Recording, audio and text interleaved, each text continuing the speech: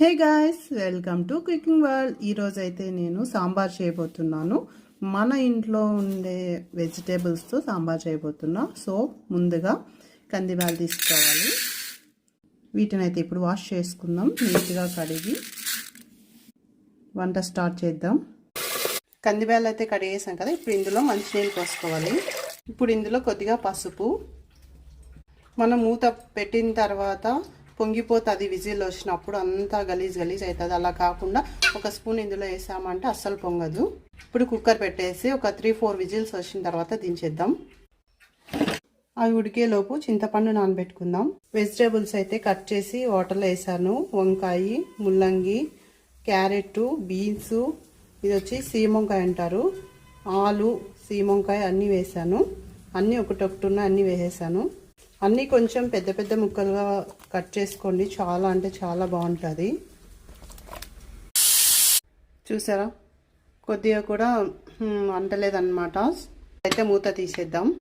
3 spoon తీసే దీన్ని నలిపేసుకుందాం. ఈ మిశ్రమాన్ని వేరే గిన్నెలో తీసుకోవాలి. ఇప్పుడైతే ఇదే కుక్కర్లో ఆయిల్ వేద్దాం. ఇప్పుడు ఇందులో ఆవాలు, జీలకర్ర, పోపు వేసుకోవాలన్నమాట.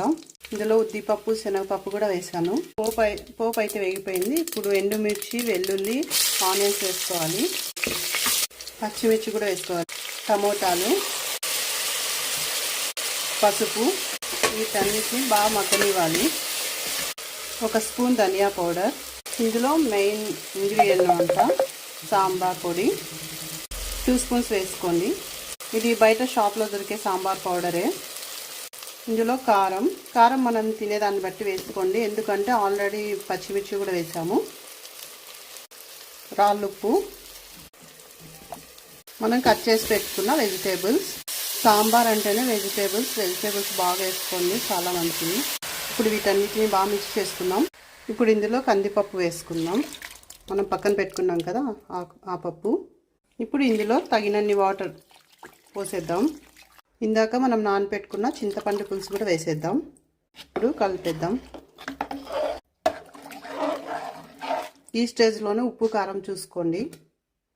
ఇప్పుడైతే కుక్కర్ మూత పెట్టేసి 3 విజిల్స్ తర్వాత చూపిస్తాను. గాయ్స్, సాంబార్ అయితే రెడీ అయిపోయింది. మూత తీద్దాం. వేడి వేడి సాంబార్. ఇప్పుడైతే ఇందులో కొత్తిమీర వేసేద్దాం. ఇంకా ఒకటి తక్కువ అయింది గాయ్స్, ఇంగువ లేదు, అయిపోయింది. సో కలుపుదాం. చూసారు కదా, వేడి వేడి సాంబార్. మీకు కనుక ఈ సాంబార్ నచ్చినట్టయితే please do subscribe to cooking world.